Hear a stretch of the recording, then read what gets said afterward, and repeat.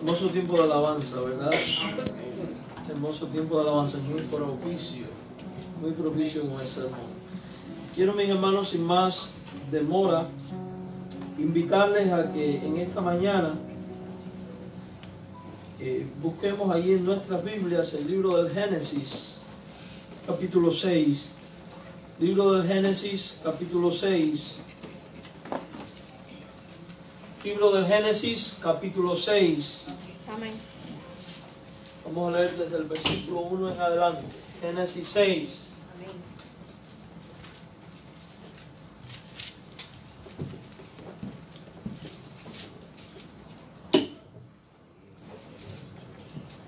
Génesis, capítulo 6. Dígame cuando lo tenga, ¿eh? Amén.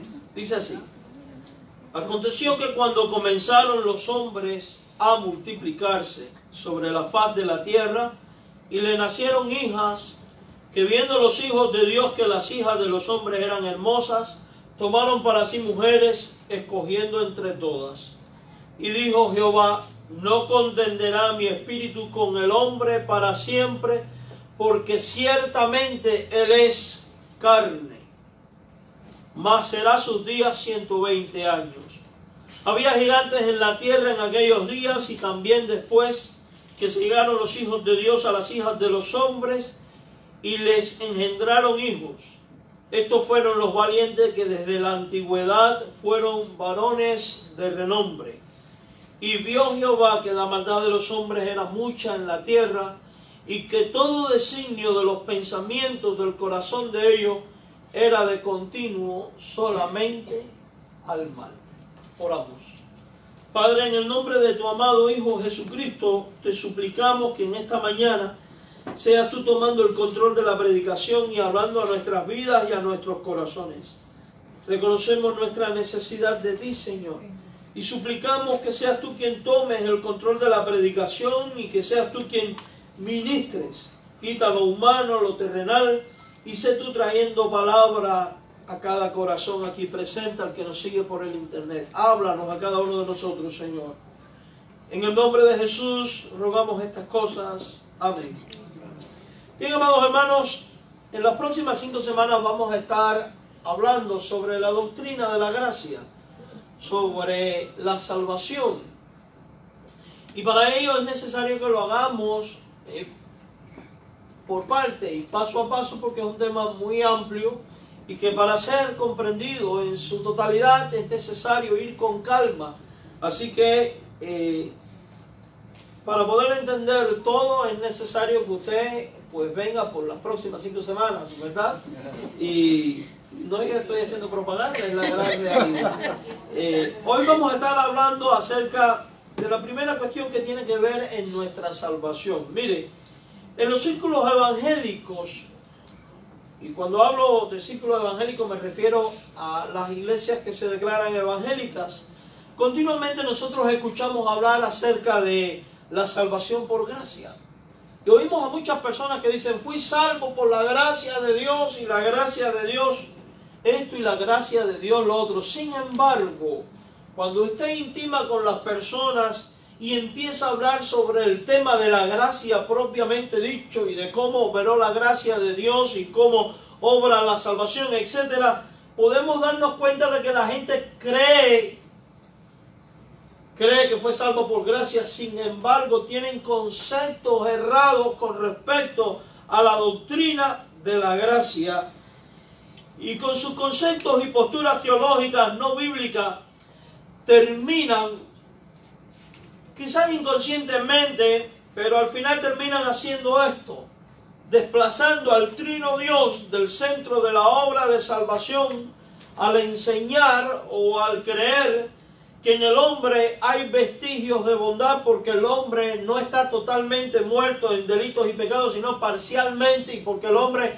aún puede, está agonizando y puede hacer algo para salvarse a sí mismo.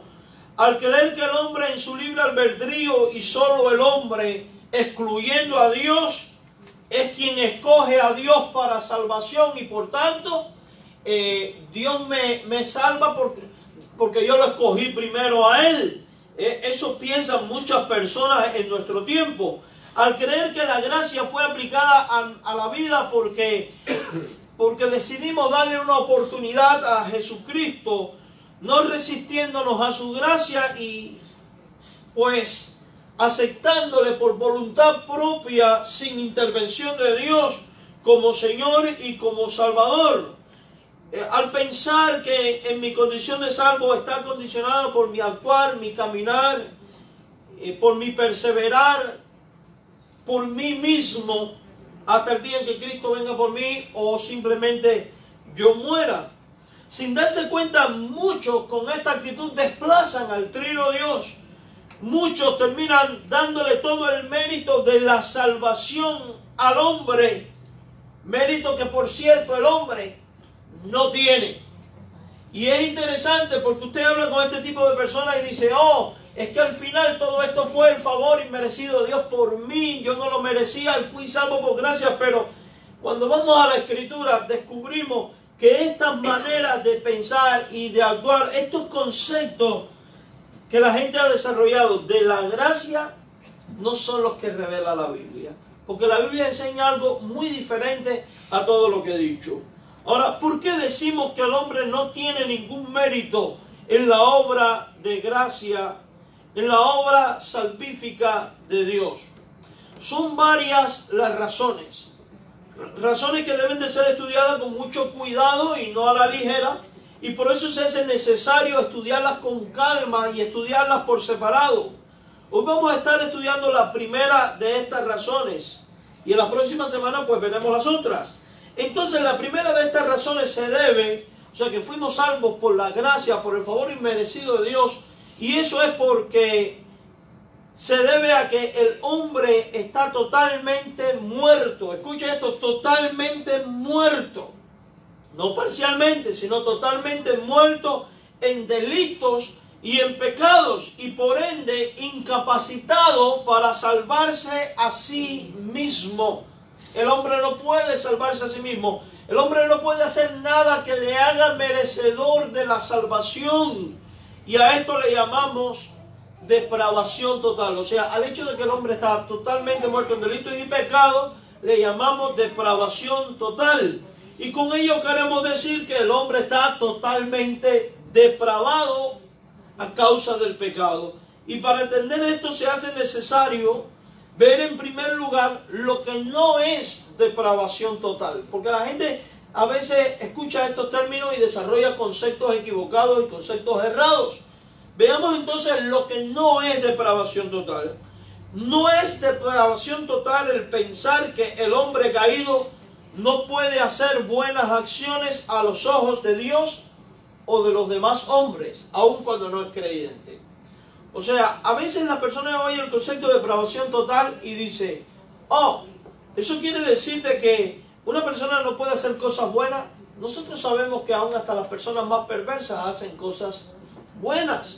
Sabemos que esto no es correcto porque el hombre aún en su condición de pecador realiza buenas acciones. De hecho, aún hasta los hombres más perversos de la historia realizaron buenas acciones para con sus seres amados. Y entonces no podemos hablar de una perversidad a un nivel superlativo, generalizado en todos los seres humanos. No es depravación total el pensar que el hombre caído no tiene conciencia para juzgar entre el bien y el mal. Y digo esto porque cuando leemos el libro de los Romanos y otros textos de la Biblia, descubrimos que los que no tienen la ley de Dios, la conciencia les es dada por ley. Dios puso conciencia en nosotros y conciencia de bien y de mal. Quiere decir que aún la gente no creyente saben cuando algo está mal. Saben cuando algo está mal. De hecho, déjenme decirle algo. Aún la gente que está tristemente en prisión por determinados crímenes, están conscientes que los crímenes cometidos no fueron buenas acciones. Ellos tienen conciencia de ello. Tampoco es correcto pues pensar que el hombre caído no tiene conciencia para juzgar entre bien y mal, pues Dios ha puesto la conciencia. Tampoco es Depravación total es pensar que las personas permitan que practiquen toda forma de pecado o cualquier pecado a su máxima extensión. Sabemos que esto no es una realidad porque basta mirar a nuestro alrededor. No hay que ser. Vemos a nuestro alrededor y vemos que la mayoría de la gente no es cristiana. Sin embargo, todo el mundo no es un asesino, todo el mundo no es un violador de niños, todo el mundo no es un traficante de drogas. La gran realidad es que estos lo son los menos. Entonces, no podemos pensar que depravación total significa pecar en manera extrema. No, eso es un error, es un error. Entonces, ¿qué es la depravación total? ¿A qué nos referimos cuando hablamos de depravación total? ¿Qué enseña la Biblia con respecto a depravación total? Para una mejor definición del concepto se hace necesario que vayamos palabra por palabra hasta componer la enseñanza. ¿Y qué entendemos por la palabra depravación? Por depravación entendemos que no hay nada que el hombre pueda hacer con Dios para merecer el favor de la salvación. Repito, por depravación entendemos que no hay nada que el hombre pueda hacer con Dios para merecer el favor de la salvación. Y más adelante vamos a estar ahondando a la luz de la Biblia del por qué decimos esto. Y cuando hablamos de total, hablamos del hecho, de la realidad de que la depravación se ha extendido a todos los aspectos de la naturaleza humana, a todo su ser. Entonces, por depravación es que no hay nada que el hombre pueda hacer con Dios para merecer el favor, y por total estamos hablando que la depravación se ha extendido a todos los aspectos de la raza humana, a todo su ser. Entonces, cuando hablamos de depravación total, nos referimos a que no hay nada que el hombre pueda hacer con Dios para merecer el favor de la salvación, porque la depravación se ha extendido a todos los aspectos de nuestra naturaleza, a todos los aspectos de nuestro ser. Uno de los teólogos de la Reforma Protestante, Juan Calvino, definió la depravación total del hombre de la siguiente manera. Él dijo: todos los hombres son concebidos en pecado, y al nacer como hijos de ira, incapaces de algún bien saludable o salvífico, e inclinados al mal, muertos en pecado y esclavos del pecado, y no quieren y no pueden volver a Dios, ni corregir su naturaleza corrompida, ni por ellos mismos mejorar la misma, sin la gracia del Espíritu Santo, que es quien regenera. Entonces, mis hermanos, al examinar la palabra de Dios, que descubrimos que la Biblia enfatiza y enseña la depravación del hombre. Porque estos conceptos no surgieron de la creatividad humana, surgieron de la revelación de Dios, surgieron de la boca de Dios, porque fueron enseñadas por Dios en la Escritura. Y cuando vamos a la Escritura, vemos que el hombre continuamente practica el pecado. No hay un momento en nuestra vida en el cual decimos: ya no peco más a partir de aquí, o ya no he cometido más pecados a partir de aquí. No importa que seas creyente o no creyente, la gran realidad es que el hombre continuamente comete pecado, continuamente peca. Claro está, el que no es creyente peca deliberadamente, porque no ama a Dios, no tiene a Dios, no le interesa a Dios, de hecho no busca a Dios, y peca deliberadamente. El ya creyente, si es verdadero convertido, no va a tener el pecado como estilo de vida, por tanto peca por omisión, por transgresión, independientemente de que a veces estamos conscientes y también pecamos, lo cual es fatal para su vida y para su relación espiritual. Pero lo cierto es que también cometemos pecado. Mire, en los albores de la creación, y esto lo podemos ver en el texto que acabamos de leer, cuando el hombre era prácticamente nuevo sobre la tierra, dice el Génesis capítulo 5 que Dios miró a los hombres Y esto es lo que encontró. Esto es lo que encontró. Dice Génesis 6:5 y vamos a leerlo. Y está ahí en su pantalla. Y vio Jehová que la maldad de los hombres, ¿cómo era? Mucha en la tierra. O sea que la maldad es abundante entre los hombres. Ninguno de nosotros puede negar eso. Ninguno de nosotros incluso puede decir, yo no tengo abundante maldad en mi corazón, porque lo cierto es que la Biblia dice que el que diga que no ha cometido pecado, el tal es un mentiroso y la verdad no está en él. Recuerde que Dios ve lo que el hombre no ve. Y que de Dios no nos podemos escapar, estamos en su presencia continuamente. Y dice la Biblia que es revelación de Dios, que lo que miró Dios en el hombre es que la maldad era mucha en la tierra. Ahora, Dios ve algo más, dice, y que todo designio, toda decisión, toda voluntad de los pensamientos del corazón de ellos, del corazón de los hombres, era como de continuo, o sea, continuamente, una y otra vez, una y otra vez, una y otra vez, de continuo, ¿qué? Solamente, no quite palabras del texto, de continuo, solamente al mal. O sea que toda decisión que el hombre tomaba era solamente para mal. Esa es nuestra naturaleza. Así que si los designios del pensamiento del corazón del hombre sin Dios es solamente al continuo al mal, dígame, ¿cómo puede haber gente que piense que el hombre hoy por sí mismo, sin la intervención de Dios, puede buscar a Dios? Ahora, esto es lo que Dios ve, que la maldad de los hombres era mucha, que toda la decisión del pensamiento del hombre era de continuo, era continuamente al mal. En otras palabras, el corazón del hombre en su estado natural, estamos hablando del hombre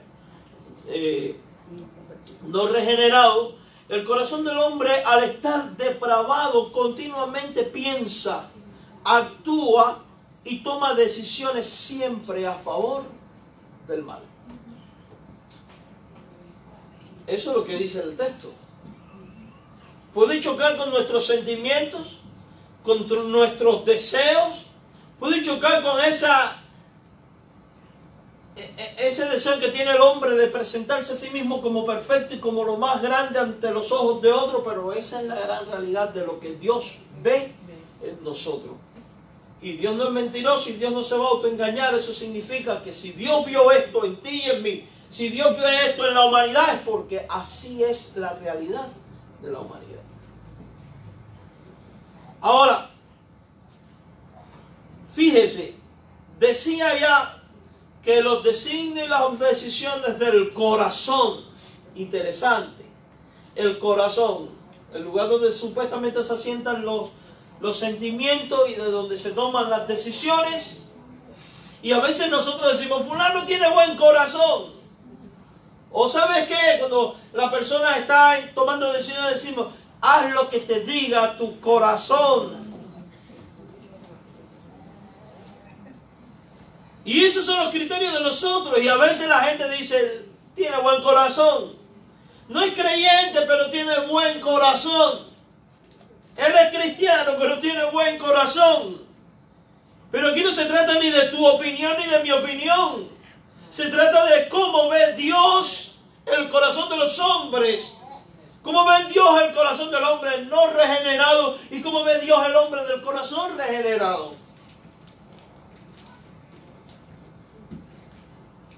El profeta Jeremías era un siervo de Dios.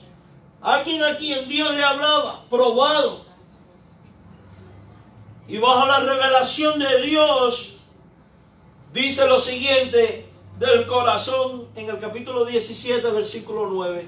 Engañoso es el corazón más que todas las cosas. Y perverso. ¿Quién lo conocerá? Dios sí lo conoce, nosotros no, pero Dios sí. Porque Dios escudriña la mente y el corazón.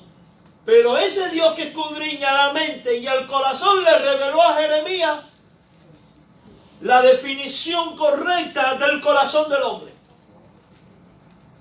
Y es que el corazón del ser humano, en su condición natural de pecado, es engañoso y es perverso. Así que quien se está guiando en tomar decisiones basadas en los sentimientos del corazón, se está engañando. Quien toma decisiones basadas en el corazón, va a tomar decisiones perversas y va a seguir camino de perversidad. Por eso nuestras decisiones debemos tomarlas exclusivamente en Dios, quien no tiene un corazón perverso ni engañoso, sino que es recto, es sincero y es santo. ¿Se da cuenta cómo todo esto va conspirando contra la idea de que podemos salvarnos a nosotros mismos o que somos el centro de la salvación porque yo era bueno? O porque yo no soy tan malo, o porque yo no estoy totalmente depravado. Aquí dice que el corazón, fíjese, los pensamientos y las decisiones son de continuo mal. Ahora dice que el corazón es perverso y engañoso. Eso quiere decir que el corazón de todos los hombres está marcado por la perversidad, porque en ellos hay perversidad. O sea, está depravado. Está depravado. Ahora, si usted ha ido pensando hasta ahora lo que hemos ido diciendo, usted se podrá dar cuenta que estamos armando la primera parte de la presentación del plan de salvación. Sí, estamos armando la primera parte del plan de salvación. Cuando vamos a poner el Evangelio, ¿qué tenemos que decirle a la persona? Necesitas un Salvador. ¿Por qué? Porque estás perdido. Porque el hombre es pecador, está depravado, sus designios del continuo al mal, tiene un corazón perverso. Vamos a ver que esta doctrina nos permite armar esa primera parte del plan de salvación. Por otro lado, el criterio de los apóstoles en el Nuevo Testamento no es muy diferente al de Jeremías, déjeme le digo. Y esto es lo maravilloso de la Biblia, tiene una unidad extraordinaria. Miren lo que piensa el apóstol Pablo cuando le escribe a los romanos. Miren lo que le dice a los romanos. Y en el capítulo 3, versículo 10 al 12, que leímos también en la lectura primera de la Biblia, del servicio, dice, como está escrito, o sea que está citando algo que ya fue dicho en el Antiguo Testamento. Y Pablo dice, no hay justo. O sea, no hay persona perfecta que se justifique a sí mismo ante los ojos de Dios, sin necesidad de Dios y ajeno de Dios. No hay justo, ni aún uno. No hay quien entienda. O sea, quiere decir que el hombre por sí mismo, sin la intervención de Dios, no puede entender las cosas de Dios. Oiga, y si no puede entender a Jesucristo como Señor, como Salvador, que su sangre limpia, transforma, regenera, entonces ¿cómo es que la gente dice que yo lo escogí a Él? ¿Cómo usted puede coger algo que usted no entendió? Pero hay más. No hay quien busque. Y a veces oímos a gente decir en su testimonio personal, yo estaba buscando a Dios y lo encontré. Tú no encontraste a nadie, ni estabas buscando a nadie tampoco. Si hoy tú estás en Jesucristo, es porque Jesucristo te buscó a ti. Por eso la gloria y la honra y la alabanza por tu salvación no es ni para ti, ni para el evangelista que te evangelizó, ni para nadie. Es exclusivamente para Dios. Porque Él fue el que te buscó cuando tú estabas perdido. Es la gran realidad. Dice la Biblia que Él vino a buscar a las ovejas perdidas de la casa de Israel. Dice la Biblia que andábamos como ovejas sin pastor. Es la gran realidad. No hay quien busque a Dios. Y dice más el verso 12, Todos se desviaron. A una se hicieron, ¿qué? Todos juntos. Juntos. O sea, se juntaron quizás para planificar uno, pero aún en toda esa unidad lo que hay es inutilidad. Se hicieron inútiles. O sea, incapacitados para. No hay quien haga lo bueno. No hay ni siquiera. ¿Se está dando cuenta que son afirmaciones dogmáticas? Y Pablo es un hombre que habla por revelación de Dios. No era ningún mequetrefe. Pablo no está siendo fatalista, porque leeríamos esto y diríamos, ¿qué hombre tan fatalista? ¿Qué hombre tan negativo? Y más en esta sociedad donde hablamos mucho del positivismo. No se trata ni de ser fatalista, ni de ser negativo, ni de ser seguidor de ninguna corriente filosófica. Se trata de la realidad que Dios ha revelado. Y esto es lo que mira Dios en el hombre y es lo que revela del hombre. Pablo está describiendo la realidad del ser humano y nos enseña cómo todas las áreas del ser humano están depravadas, de tal manera que los mismos no pueden hacer nada por sí mismos sin Dios para merecer la salvación. Y aquí estábamos tú y yo. De ahí fuimos sacados tú y yo por la sangre de Jesucristo. Esta era nuestra condición.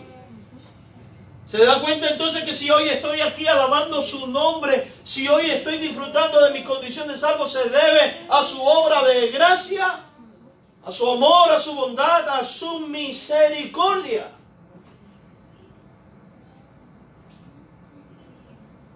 La Biblia enseña que no existe ningún hombre que sea justo. Como está escrito, no hay justo ni siquiera uno. La Biblia enseña que ningún hombre por sí mismo entiende las cosas de Dios y busca a Dios. El verso 11 dice, no hay quien entienda, no hay quien busque a Dios. La Biblia enseña que todo hombre sin excepción está desviado evidentemente del camino correcto, el camino que lleva a la vida eterna.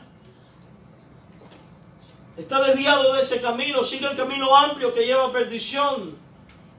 Y dice que todo hombre por su pecado se hizo inútil, se inutilizaron a sí mismos, quedaron incapacitados para entender y buscar a Dios, y por eso recalca que no hay un solo hombre que haga lo bueno, ni siquiera uno. Entonces, ¿por qué estamos tú y yo aquí? Por su gracia, que cambió nuestro corazón, quitó el de piedra y puso el de carne. Por su gracia que obró con su Espíritu Santo, convenciéndonos de juicio, justicia y pecado. Por su gracia que nos transformó, y eso lo vamos a ver en las próximas semanas. Amados hermanos, gústenos o no, la Biblia enseña que todo hombre nació caído y nació pecador. Tú no naciste siendo un santo. Bueno, pero pastor, basta con mirarle la cara a un bebé para ver que es imposible que haya maldad ahí. Es que te voy a decir más, no solamente hay maldad ahí, hay maldad desde mucho antes. Desde el momento en que el espermatozoide fecundó el óvulo, ya ahí está en pecado. Y esto no es un extremismo teológico, es una realidad bíblica. Salvo Jesucristo, quien fue concebido por obra y gracia del Espíritu Santo, y quien fue sin pecado, todo hombre, sin excepción, nació siendo ya un pecador. Vamos a leer el Salmo 51, versículo 5. Y me gusta cómo dice esta versión que voy a usar. Dice así, y lo está aquí en la pizarra. Dice, pues yo, a ver, vamos a escuchar aquí. Pues yo soy pecador, ¿de qué? De nacimiento. De nacimiento. Así es, desde el momento en que me concibió mi madre. Desde el momento en que la madre nos concibió, ya fuimos ¿qué? O sea que ya vinimos depravados.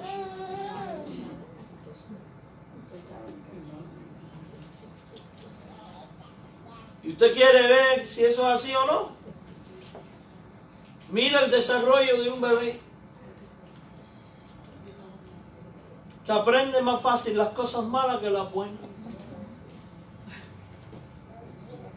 Aprenden a jalar pelo y a morder antes de decir mamá y papá. Y a dar berrinche. Mira ahí, tenemos ejemplos. Vino muy al grano. Gracias. Es un niño, no tiene conciencia de eso, hay que aguantarlo. Pero es la realidad, basta con ver el desarrollo de los niños. ¿Qué es lo primero que hacen los niños? Morder, alar pelo. Intentan golpear al padre. ¿Cierto o falso? Lo hacen. Y en los primeros años de la vida pasan por etapas donde usted puede ver el pecado. Son egoístas, no comparten. Después llega otra etapa donde son mentirosos. Donde son embusteros. Sí. Manipuladores. Entonces esos no son tan santos. Abusadores. Pregúntale a los abuelos, ¿verdad, abuelos? ¿Empiezan a abusar? Digo, yo abusé de mi abuelo cantidad. Por eso yo digo, yo no crío nietos. Pero, hermanos míos, se da cuenta, mira el desarrollo del niño.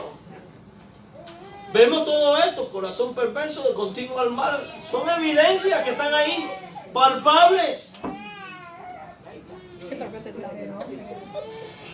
Entonces, así como David, todo ser humano es pecador y desde el momento de la concepción. En otras palabras, somos pecadores por naturaleza porque al momento de la concepción y del nacimiento personalmente no habíamos hecho nada malo y ya se nos declara pecadores. ¿Por qué? Porque somos pecadores por naturaleza porque todos los hombres pecaron en Adán. Cuando Adán cayó, cayó toda la raza humana. Cuando Adán pecó, en Adán pecó toda la raza humana. Por eso nacemos así. Dice Romanos 5:12, y lo voy a leer en la Biblia del Oso, me gusta cómo viene aquí. Por tanto, la Biblia del Oso es la primera Biblia que hubo en español, 1569. De ahí sale Reina Valera. Dice, por tanto, de la manera que entró en el mundo, de la manera que el pecado entró en el mundo por un hombre, y por el pecado la muerte así pasó a todos los hombres. Evidentemente si pasó la muerte es porque pasó ¿qué? El pecado, porque la paga del pecado es la muerte. Y mire cómo dice este texto, me encanta. Pasó a todos los hombres en aquel en quien todos pecaron. En esta parte final, en aquel en quien todos pecaron. Ustedes ven ciertas letras cambiadas, no son falta de ortografía, es que es un texto castellano antiguo, es diferente al castellano de nosotros. En quien todos pecaron. Esa es la razón por la cual todos somos pecadores por naturaleza. Y todos a causa de ser pecadores tenemos necesidad, entonces, de la gloria de Dios. Tenemos necesidad de la salvación de Dios. Porque por causa del pecado estamos separados de la gloria de Dios. Y por ende estamos necesitados de la misma. De hecho, esa frase puede traducirse cortados, separados o necesitados. Por ejemplo, en Romanos 3:23 leemos. Porque, y me gusta como dice la Biblia del Oso, porque todos pecaron y tienen necesidad de la gloria de Dios. Si el hombre está totalmente depravado, el hombre necesita la gloria de Dios. Necesita la salvación de Dios. Porque no puede salvarse a sí mismo. La Nueva Traducción Viviente dice, pues todos hemos pecado, nadie puede alcanzar la meta gloriosa establecida por Dios. Interesante, porque este texto enseña que nadie puede alcanzar la meta gloriosa establecida por Dios porque todos hemos pecado. Entonces, porque todos pecaron, todos tienen necesidad de la gloria de Dios, de la salvación divina. Por cuanto todo hombre está totalmente depravado, es que la Biblia afirma la realidad de que todo hombre está incapacitado para hacer el bien. Hablamos de este tipo de bien que debe de satisfacer la justicia de Dios como para hacerse merecedor de la salvación por obras propias. En otras palabras, sería un bien perfecto, así como el bien perfecto de Dios. Implicaría que el hombre nunca cometiera ninguna clase de obra injusta. Y a veces oímos personas que dicen, yo voy al cielo porque no le he hecho mal a nadie. Desde tu concepto no le has hecho nada malo a nadie. Pero la pregunta es, ¿el bien que has hecho es exactamente igual al bien que hace Dios? ¿Es tan perfecto como el bien de Dios? Si el hombre tiene pecado, el hombre no va a hacer esa clase de bien. Por tanto, en realidad, eso no va a justificarte para entrar al cielo. Tal persona no existe.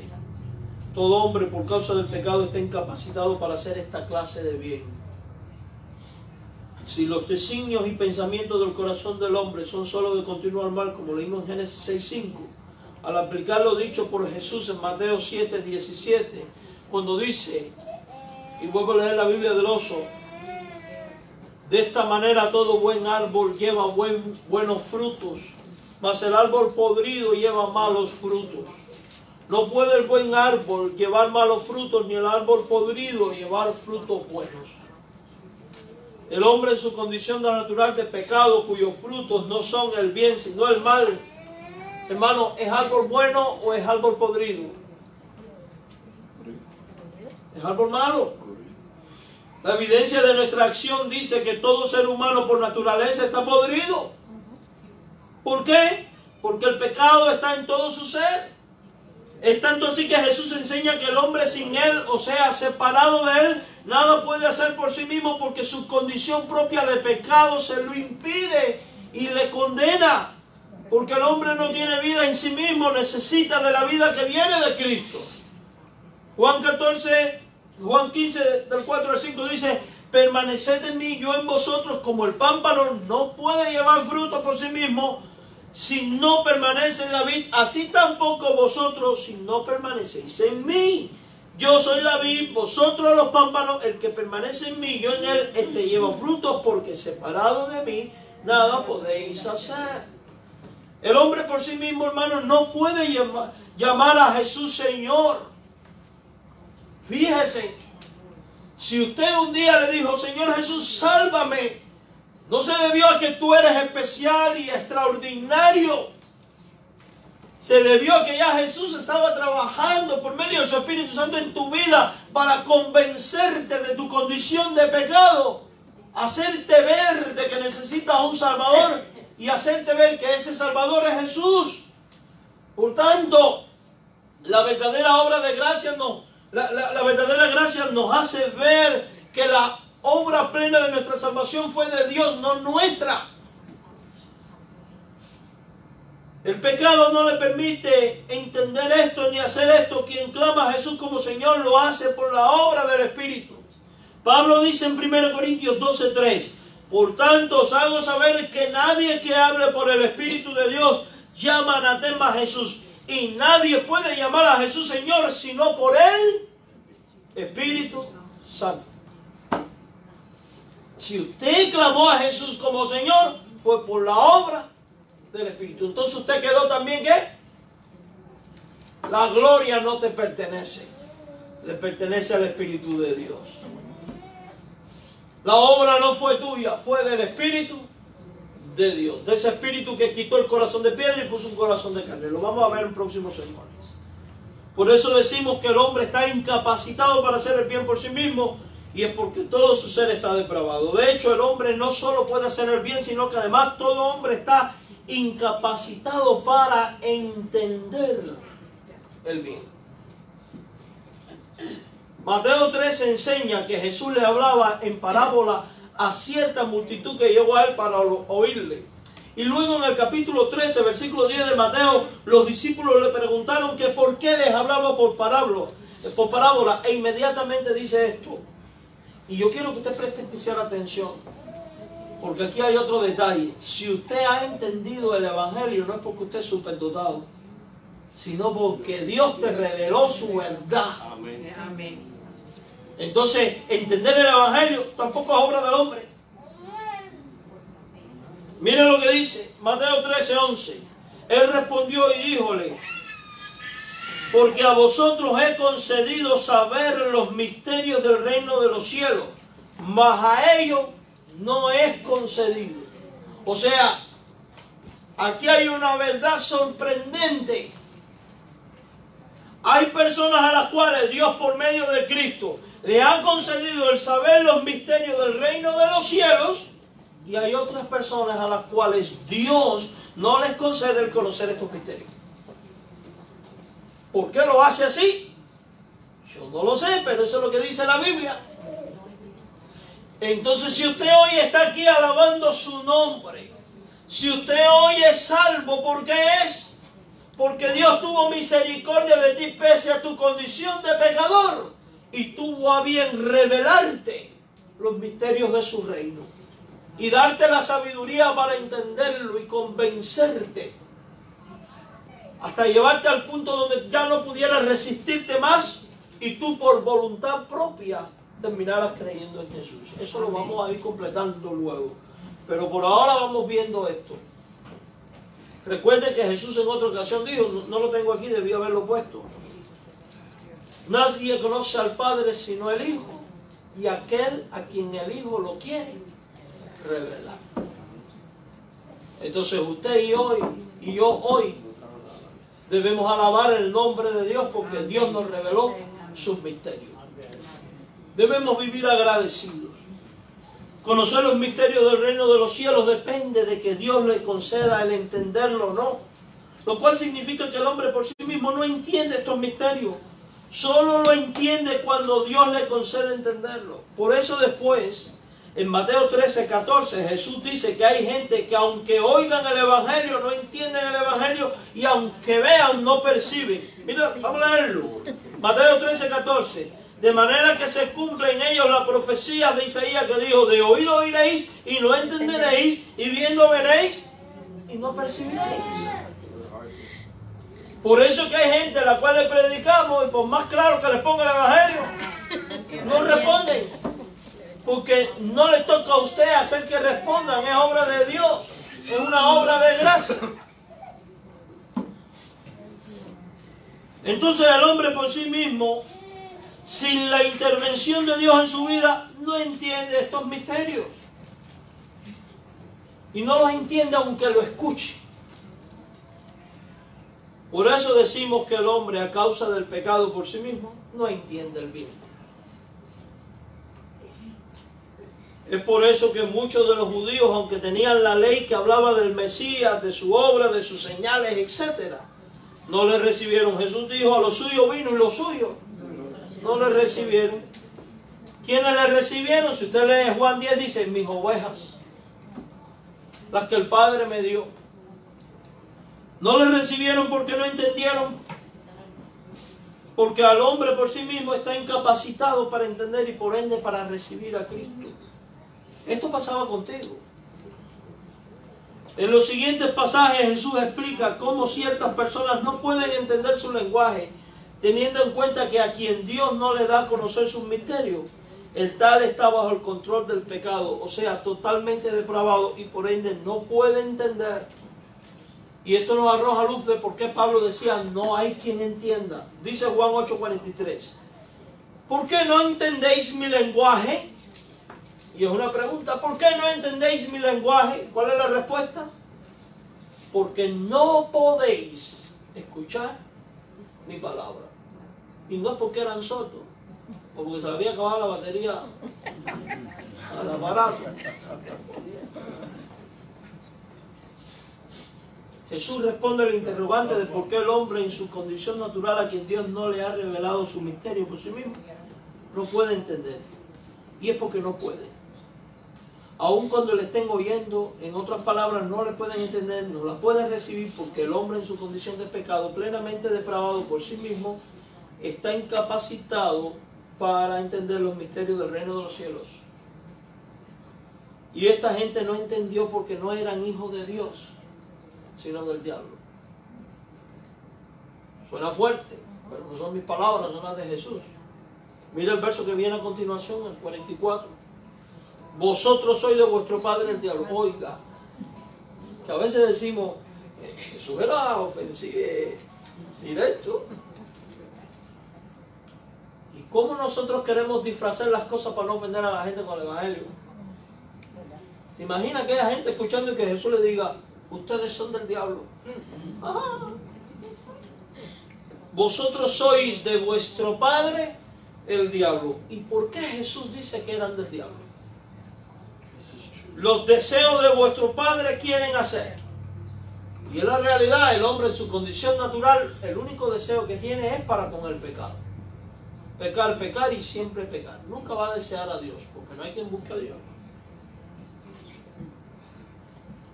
Y alguno podría decir, bueno, pastor, y esa persona que ha estado buscando y deseosa de Dios, hermano, si está buscando es porque el Espíritu Santo le está trayendo, no porque tomó la decisión de buscar.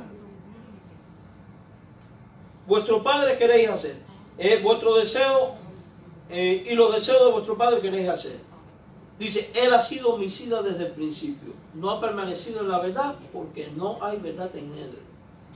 Quien es hijo del diablo no puede entender y por eso no puede por sí mismo creer para salvación y muchísimo menos salvarse a sí mismo. Si solo son hijos de Dios los que creen en Cristo y le reciben, como dice Juan 1:12, entonces los no creyentes son hijos del diablo. Usted y yo cuando no éramos creyentes, guste, no o no, éramos hijos del diablo.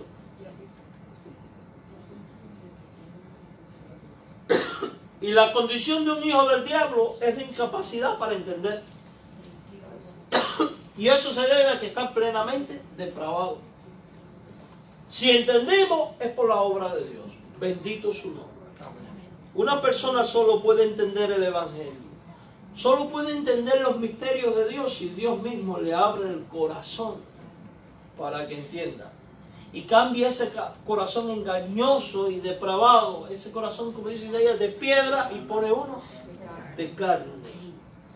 ¿Quiere ver un ejemplo del Nuevo Testamento? Lidia. ¿Recuerdan de Lidia? Aquella muchacha que iba detrás de Pablo. Hechos de los Apóstoles, capítulo 16, verso 14. Mira lo que pasa con ella. Y en Lidia nos identificamos todos. Esto fue lo que pasó también contigo y conmigo. Una mujer llamada Lidia, vendedora de púrpura, o sea, de tela de púrpura, de la ciudad de Tiatira, que adoraba a Dios, estaba ¿qué? Por eso dice la Biblia, la fe viene por el oír. Y es que el Espíritu de Dios usa la palabra para producir la fe que se requiere para creer en Jesucristo. Eso lo vamos a ver luego. Estaba oyendo. Y mientras ella estaba oyendo, porque recuerde que por sí mismo el hombre en su condición de pecado, oyendo no oye y viendo no ven. Pero ¿por qué ahora esta mujer puede oír? Mire por qué. El Señor abrió, ¿qué cosa? Esto no es que le hizo una cirugía a pecho abierto, Abrió el corazón, abrió el entendimiento para que estuviese atenta a lo que Pablo decía. Si tú y yo hoy entendimos el Evangelio y estamos aquí, es porque Dios abrió tu corazón. Entonces, ¿de quién es la alabanza? ¿Quién merece la gloria y la honra? ¿Se da cuenta por qué esto al mismo tiempo nos compromete con Él? Porque debe haber sido por nosotros solos. Uno de los pasajes más contundentes, y ya voy terminando, que prueban que el hombre natural, por estar totalmente depravado, está por ende incapacitado para entender el bien por sí mismo, son dos textos que voy a ver ahora. El primero es 1 Corintios 2:14. Medítelo. El hombre natural, y hasta donde yo sé, ninguno de nosotros es sobrenatural. Eso es el hombre en su condición natural de pecado. No percibe las cosas que son del Espíritu de Dios. Nosotros vemos gente que dice, yo leo la Biblia y la leo y no entiendo nada. Eso es cuento. Claro, porque estás en tu condición natural. Para él son ¿qué? Locura. Ahora, me encanta lo que dice a continuación, y esto es lo que estamos enfatizando. No las puede entender. Quiere decir que está incapacitado para entender por sí mismo. Porque son cosas que se han de discernir. Si se disciernen espiritualmente, entonces depende de la obra del Espíritu Santo para que sean discernidas. Somos el resultado de la obra del Espíritu de Dios, hermano. Si usted hoy está aquí alabando su nombre y cree en Él, es el resultado de la obra del Espíritu de Dios también. Porque la Biblia es clara, el hombre natural no percibe las cosas del Espíritu, no puede entender las cosas que son del Espíritu. ¿Se puede dar cuenta, mi hermano?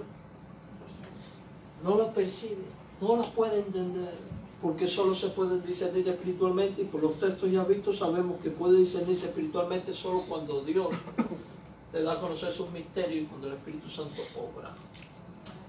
Hablando de los gentiles que andan en la vanidad de su mente, o sea, conforme a su naturaleza pecaminosa, porque un verdadero cristiano no anda así, Pablo dice que los tales andan de esta manera. Vamos a leer Efesios 4:18.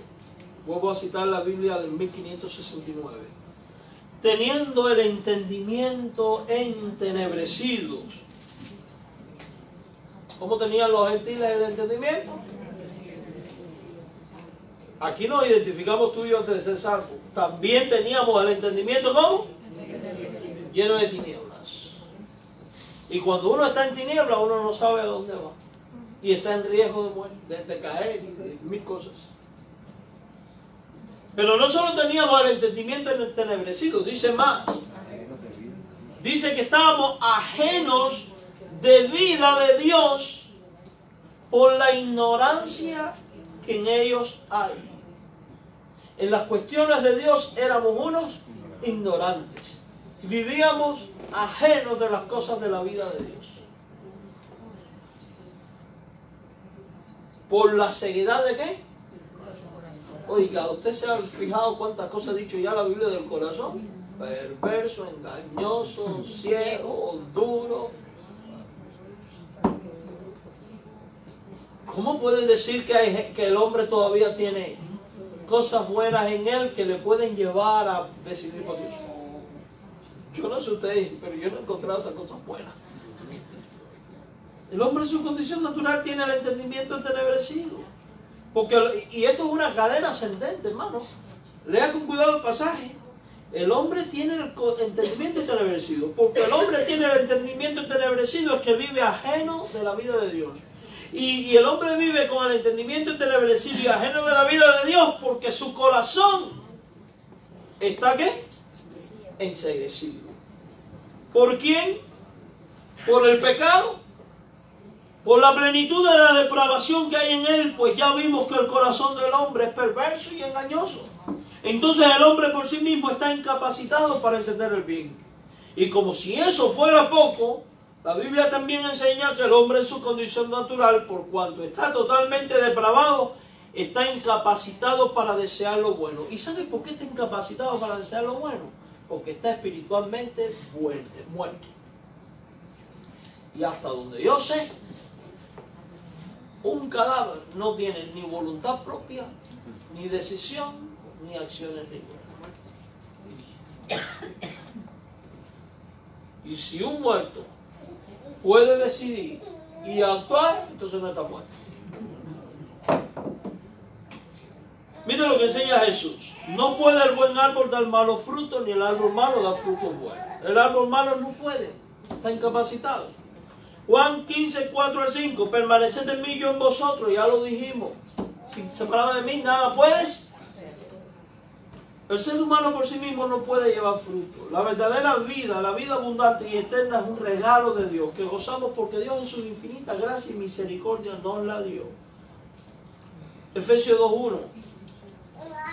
Él os dio vida a vosotros cuando estabais muertos en vuestros delitos. Hagamos una exégesis. ¿Quién dio la vida? Él. ¿A quién? A nosotros. ¿Cuándo nos las dio? Estábamos muertos. ¿Cómo estaba? ¿En qué? Delitos y pecados. Y delito. ¿Por qué dice delito? Porque el pecado es transgresión de la ley de Dios. Y termino con esto. ¿Un muerto puede hacer algo por sí mismo? Déjame meterme aquí en el ataúd.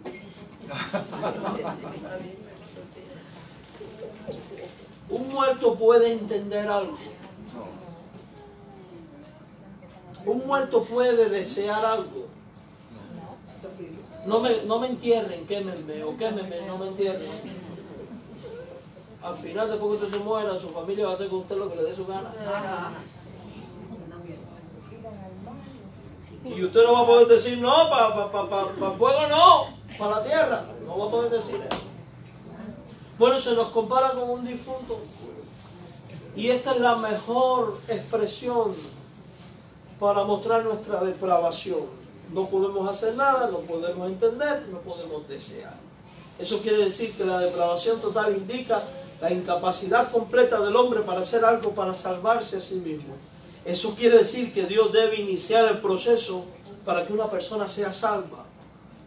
Eso quiere decir que todo ser humano entonces necesita un Salvador. Si tú no has creído en Cristo como Señor y como tu Salvador, no vas a ser salvo. No vas a poder ser salvo por ti mismo.